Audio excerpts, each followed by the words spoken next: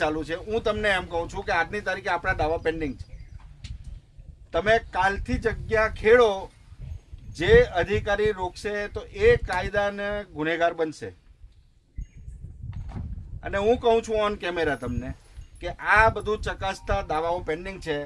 કાલે સાહેબ એટલું જ જોવાના છે કે ભાઈ આ ઠરાવ છે, ઠરાવ ટ્રાઇબલ ડિપાર્ટમેન્ટમાં આ ઠરાવ છે કે નહીં, સાચો છે કે ખોટો છે, એ કાલે નક્કી થવાનું નથી. સાહેબ બરાબર છે કે નહીં? જાદવ સાહેબ, સાચો છે કે ખોટો છે કે કાલે નક્કી થઈ જવાનું નથી. ખાલી છે કે નહીં એટલું જ એમને જોવાનું. તમને એક ડોક્યુમેન્ટ બતાવ્યો, એમાં એક જે ટેમ્પરિંગ થયેલું છે, પણ જે ડોક્યુમેન્ટમાં એવું લાગે તેને તમે સાહેબ સુનાવણી કરી અને એની પાસે ડોક્યુમેન્ટ મંગાવો, એનો જવાબ લો, એની પ્રોસીજર કરો ને. કોઈ ના નથી પાડતું.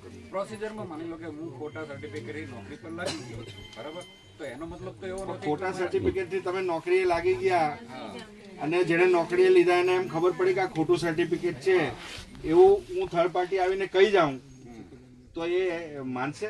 એના માટે ખોટું સર્ટિફિકેટ છે સાબિત તો કરવું પડશે. તો ખબર પડી જાય ને, સાબિત તો કરવું પડશે.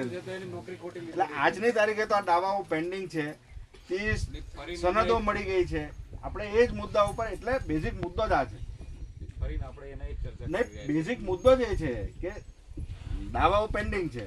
મૂળ વાત કહેવાની આટલી જ છે. માની લો કે અહીંયા કેવું થયું કે ભાઈ હું સપોઝ ખેડાણ કરું છું, મને ગ્રામ પંચાયત જે છે ઠરાવ, ગ્રામ સભા ઠરાવ કરી દે કે ભાઈ આ સોરેન્સ વ્યક્તિ છે ખેડાણ કરે, મારા ઠરાવની ઝેરોસ કરી લે, એની હવે એની જોડે આવી ગઈ છે, ઝેરોસ કરી દે છે, વ્હાઇટનર મારી દે છે, એનું નામ લખી નાખે પછી એટેચ કરી દે છે અને દાવારજી સાહેબ માનો, ચાલો માની લીધી તમારી વાત સાચી છે. એક મિનિટ માટે મને સાંભળી લો કે તમે અત્યારે એમ માની લીધું કે આ બધું ખોટું છે. નહીં, માની લીધું, ચાલો ને. ટેમ્પરિંગ થયું હોય તો એ ટેમ્પરિંગ ના મુદ્દા ઉપર તમે કાલે તો કઈ એ તારણ ઉપર ચેક કરતા કેટલી વાર લાગે? આ જ ઠરાવ તમને કાલે ટ્રાઇબલ માંથી મળશે, બીજો કોઈ ઠરાવ મળવાનો નથી. હવે આ ઠરાવ ખરો છે ખોટો છે એ તો વરસ ચેક કરી લે ને, પણ એ વરસ નીકળી જશે ત્યાં સુધી આપણે આ નિર્ણય ક્યારે કરીએ એમ. એટલે તમે ખાલી સાહેબ સાથે વાત કરી અને એટલું નહીં તો એટલી ખાતરી મળતી હોય ને તો હું પછી બેનને પણ વિનંતી કરું, આ લોકોને પણ વિનંતી કરું કે હવે આપણે ભરોસો રાખવો પડે થોડા. તમે એટલી ખાતરી તો આપો.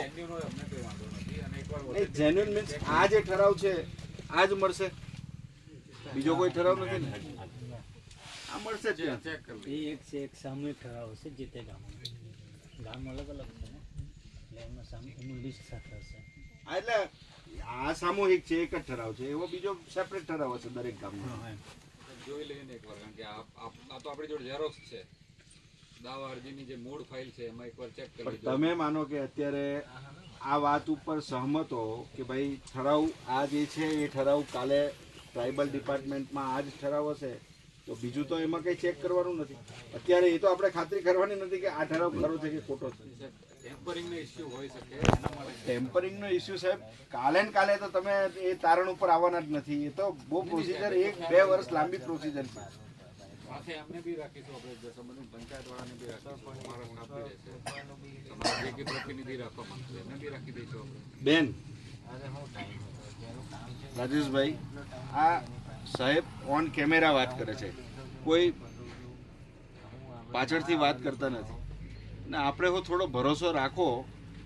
આ ઠરાવ કાલે મળશે ત્યાં ટ્રાઇબલ ડિપાર્ટમેન્ટમાં તો એમને બીજો કોઈ પ્રોબ્લેમ નથી. એ ઠરાવ ખરો છે ખોટો છે એ એમણે નક્કી કરવાનું નથી. એ તો કોમ્પિટન્ટ ઓથોરિટીમાં એ લોકો જે કંઈક એની પ્રોસિજર છે, પ્રોસેસ છે એ પ્રમાણે એને રદ કરવા માટેની કાર્યવાહી ગ્રામ પંચાયતે કરવી પડે.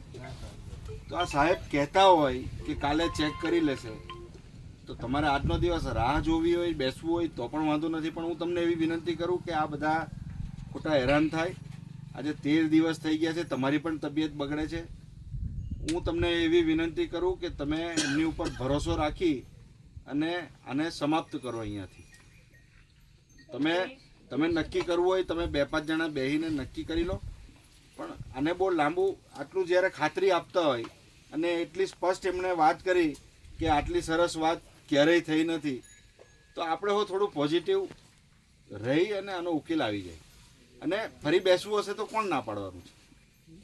આપણને એવું લાગતું હશે સાગબારાના ખેડૂતો જે રીતના ઉમરપાડાના ખેડૂતો અત્યારે એમનું પણ ડોક્યુમેન્ટરી લેવલ તો સેમ છે બંને, એમાં કોઈ ડિફરન્સ નથી.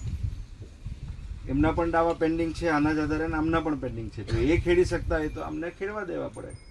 અને એવું પણ નથી કે ઓવરલેપિંગ થાય છે. આ એક જ સર્વે નંબર ઉપર રાજેશભાઈ પણ ક્લેમ કરે અને કિરણભાઈ પણ ક્લેમ કરે, એવો એક પણ મુદ્દો નથી. તો ઝઘડો આવ્યો ક્યાં આમાં? એમના વિસ્તારના જે લોકો છે, માની લો કે એ ઠરાવ તમે કહો છો કે ભાઈ આ જ ઠરાવ એ કાયદો અને વ્યવસ્થાની બાબત આખી જુદી છે, એને તમે આની હાથે જોડો કાયદો ખોટું વ્યવસ્થા છે. નહીં, આપણે નહીં એટલે માનો કે એ જે બીજા પ્રશ્નો છે પ્રોસિજર જે છે એ પ્રશ્નો એમના જે કંઈ ઇન્ટરનલ હોય એ આખો કાયદો અને વ્યવસ્થાના છે. જે ભૂતકાળમાં જે કંઈક બન્યું કે જે કંઈક થયું એના આધારે આની ઉપર એની અસર નહીં થાય. અમારું કહેવું એટલું છે.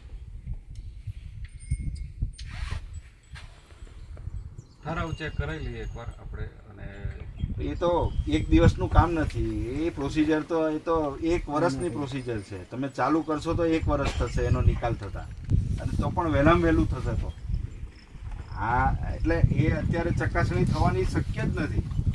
ઠરાવ ચેક કરતા ઠરાવ શું ચેક એટલે ઠરાવ કોણ ચેક કરશે? એમ આમને સાથે રાખીશું આપણે, કઈ વાંધો ને એમ નહીં સાથે એટલે કેવી રીતના? આ જ ઠરાવ છે માનો કે નહીં. ફાઇલો જે સબમિટ થઈ હશે ને, ફાઇલોમાં જે ઠરાવ એમને સબમિટ કર્યો હશે આ જશે ને એમાં તો ચેક કરી લઈએ ને એકવાર.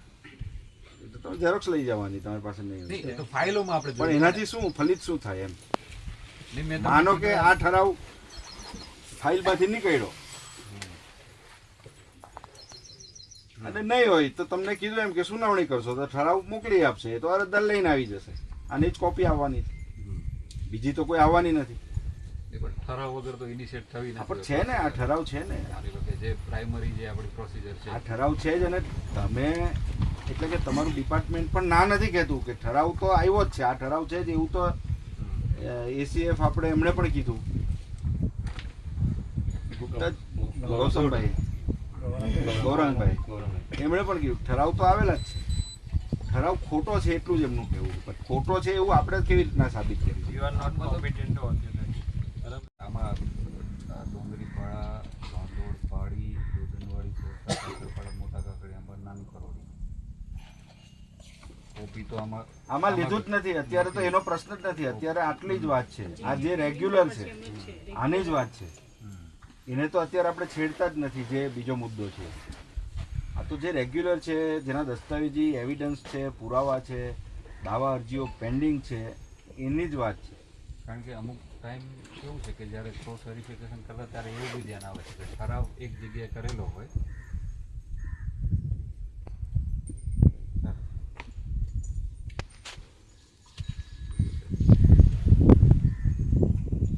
ના ના કર્યો હોય ને મેં તમને જે બતાવ્યું સેમ્પલ, ઝેરોક્સ કરી અને એના પર વ્હાઇટનર મારી અને મોકલી દીધો હોય તો પછી એને આપણે ઠરાવ છે એમ કેમ માનીએ? એના માટે સાહેબ તમે મંગાવો ને એમની પાસેથી. હા તો એ તો મને તમે નોટિસ કાઢો, એની સુનાવણી કરો, એને પૂરતી તક આપો કે ભાઈ તમે એવિડન્સ રજૂ કરો. એ અરજદાર કરશે. પણ એના મતલબ આપણે એમ પેન્ડિંગ માની લેવું હોય થોડું. જ્યાં સુધી એને તક તો આપવી પડશે ને, સુનાવણી તો કરવી પડશે. આ 608 માંથી આજ દિન સુધી એક પણ હિયરિંગ થયું નથી. કોઈ પણ અરજદારને કોઈ પણ ડિપાર્ટમેન્ટે બોલાવ્યા નથી. તો કયા આધારે આપણે એમ માની લઈએ કે એની દાવા અરજીઓ નકારી કાઢવામાં આવી? પ્રોસિજર નથી કરતો હતો હું. પ્રોસિજર ડિપાર્ટમેન્ટ કયું છે એ અલગ વસ્તુ છે. પ્રોસિજર જે કરવાની છે એ તો સુનાવણી તો કરવી જ પડશે. એ તો કરવું પડશે. એ જે ડિપાર્ટમેન્ટ ટ્રાઇબલ ડિપાર્ટમેન્ટ કરતું હોય તો ટ્રાઇબલ ડિપાર્ટમેન્ટ પ્રોસિજર તો જે છે એ જ પ્રમાણે કરવી પડશે ને. ઠરાવની ઓથેન્ટિસિટી ચેક કરી લઈએ કે ભાઈ ખરેખર જે પેન્ડિંગ છે અને જે દાવા મતલબ ઠરાવ છે તો ખરેખર છે કે કેમ, બરોબર. અને તેને સંબંધિત ગ્રામ પંચાયત શું કહે છે, બરોબર. સંબંધિત ગ્રામ પંચાયતને સાહેબ એટલા માટે કે અત્યારે માનો કે આ ઠરાવના આધારે 30 વ્યક્તિઓને સનદ આપી દીધી, બાકીના દાવા પેન્ડિંગ છે. આ ઠરાવ ખરો છે ખોટો છે આપણે પાછા મૂળ વાત પર જ આવી ગયા છે. એ જ વાત રિપીટેશન થાય છે કે એ કોમ્પિટન્ટ ઓથોરિટી નક્કી કરશે.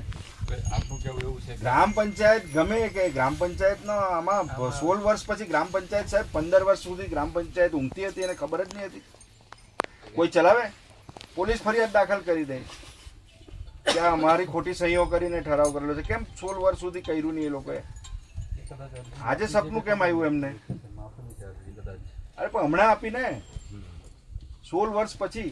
પણ એ તો કેવું છે કે અરે પણ ગ્રામ પંચાયતને ધ્યાનમાં આવે ત્યારે જાણમાં જ હોય ને, આટલી બધી પ્રવૃત્તિ થાય, ખેતરો ખેડાય, આ કંઈક એવું એટલું કંઈક અંધારું તો ગ્રામ પંચાયતની અંદર નથી કે એના બધા જાગતા લોકો છે, જાગૃત નાગરિકો છે.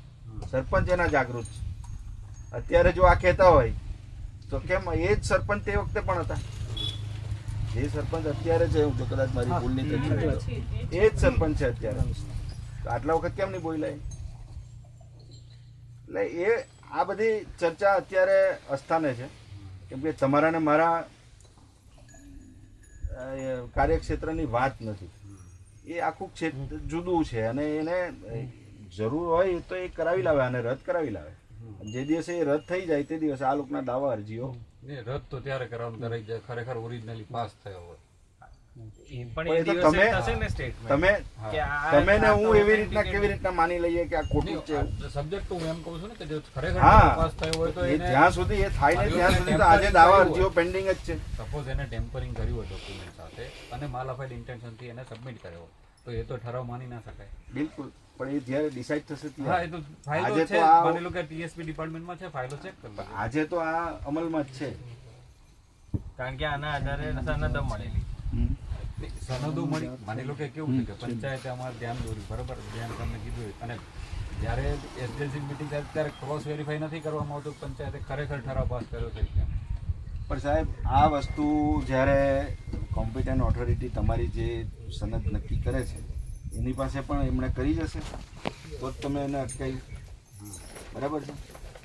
તમારી પાસે કેવી રીતના વાત આવી? હા, રજૂઆત આવી ને લેખિતમાં. પણ તમે તો અત્યારે એમ કહો છો કે આ આખું ટ્રાઇબલ ડિપાર્ટમેન્ટ જુએ છે. હા, આ વાત ફોરેસ્ટ ડિપાર્ટમેન્ટ પાસે આવી કેવી રીતે? નહીં, અમને ડાયરેક્ટલી આવી ને રજૂઆત અમને. તો ફોરેસ્ટ ડિપાર્ટમેન્ટ ડાયરેક્ટલી આવા કેસની અંદર કેવી રીતના ઇન્વોલ્વ થાય? એની કોમ્પિટન્ટ ઓથોરિટી જ માનો કે ટ્રાઇબલ ડિપાર્ટમેન્ટ હોય. હું કાલે અરજી આપી દઉં છું કે ફલાણા ભાઈ આ ખોટી રીતના અહીંયા ખેતર ખેડે છે, તો તેનું તમે મારી અરજીના આધારે તમે એની ઉપર તમે એક્શન ચાલુ કરી દેશો. એ એટલે આ તો અન્યાય જ છે. તમે હાયર ઓથોરિટીને તમે ચર્ચા કરો, આનું સુખદ સમાધાન થાય અત્યારે. અને કોઈની ફેવર નથી કરવાની. આમ ના ના, બરાબર, લીગલ જે છે એ જ કરવાનું છે. લીગલ બરાબર છે, એ બી લીગલ ચાલે, અમારે બી લીગલ જ ચાલે. અને માનો કે શાકબારાના ખેડૂતો જે રીતના ઉમરપાડાના ખેડૂતો અત્યારે એમનું પણ ડોક્યુમેન્ટરી લેવલ તો સેમ છે બંને, એમાં કોઈ ડિફરન્સ નથી. એમના પણ દાવા પેન્ડિંગ છે આના જ આધારે, આમના પણ પેન્ડિંગ છે. જો એ ખેડી શકતા હોય તો અમને ખેડવા દેવા પડે. અને એવું પણ નથી કે ઓવરલેપિંગ થાય છે. આ એક જ સર્વે નંબર ઉપર રાજેશભાઈ પણ ક્લેમ કરે અને કિરણભાઈ પણ ક્લેમ કરે, એવો એક પણ મુદ્દો નથી. તો ઝઘડો આવ્યો ક્યાં આમાં? એમના વિસ્તારના જે લોકો છે, માની લો કે એ ઠરાવ તમે કહો છો કે ભાઈ આ ઠરાવ એ કાયદો અને વ્યવસ્થાની બાબત આખી જુદી છે. એને તમે આની હાથે જોડો કાયદો ખોટું વ્યવસ્થા છે. નહીં, આપણે નહીં, એટલે માનો કે એ જે બીજા પ્રશ્નો છે પ્રોસિજર જે છે એ પ્રશ્નો એમના જે કંઈ ઇન્ટરનલ હોય એ આખો કાયદો અને વ્યવસ્થાના છે. જે ભૂતકાળમાં જે કંઈક બન્યું કે જે કંઈક થયું એના આધારે આની ઉપર એની અસર નહીં થાય. અમારું કહેવું એટલું છે. ઠરાવ ચેક કરાવી લઈએ એકવાર આપણે. અને એ તો એક દિવસનું કામ નથી. એ પ્રોસિજર તો એ તો 1 વર્ષની પ્રોસિજર છે. તમે ચાલુ કરશો તો 1 વર્ષ થશે એનો નિકાલ થતા, અને તો પણ વહેલામાં વહેલું થશે. તો હા, એટલે એ અત્યારે ચકાસણી થવાની શક્ય જ નથી. ઠરાવ ચેક કરતા ઠરાવ શું ચેક? એટલે ઠરાવ કોણ ચેક કરશે? એમ આમને સાથે રાખીશું આપણે, કઈ વાંધો ને એમ નહીં સાથે. એટલે કેવી રીતના? આ જ ઠરાવ છે માનો કે નહીં. ફાઇલો જે સબમિટ થઈ હશે ને, ફાઇલોમાં જે ઠરાવ એમને સબમિટ કર્યો હશે આ જ હશે ને એમાં તો. એ ચેક કરી લઈએ ને એકવાર. એ તો તમે ઝેરોક્સ લઈ જવાની તમારી પાસે નહીં નહીં, હોય. એ તો ફાઇલોમાં આપણે પણ એનાથી શું ફલિત શું થાય? એમ નહીં, મેં માનો કે આ ઠરાવ ફાઇલમાંથી નીકળ્યો અને નહીં હોય તો તમને કીધું એમ કે સુનાવણી કરશો તો ઠરાવ મોકલી આપશે, તો અરજદાર લઈને આવી જશે. આની જ કોપી આવવાની છે, બીજી તો કોઈ આવવાની નથી. એ પણ ઠરાવ વગર તો ઇનિશિયેટ થવી હા, પણ છે ને આ ઠરાવ છે ને, માની લો કે જે પ્રાઇમરી જે આપણી પ્રોસિજર છે આ ઠરાવ છે જ. અને તમે એટલે કે તમારું ડિપાર્ટમેન્ટ પણ ના નથી કહેતું કે ઠરાવ તો આવ્યો જ છે, આ ઠરાવ છે જ એવું તો એસીએફ આપણે એમણે પણ કીધું, ગુપ્તા ગૌરંગભાઈ એમણે પણ કીધું ઠરાવ તો આવેલા જ છે, ઠરાવ ખોટો છે એટલું જ એમનું કહેવું. પણ ખોટો છે એવું આપણે કેવી રીતના સાબિત કરીએ? You are not competent to ને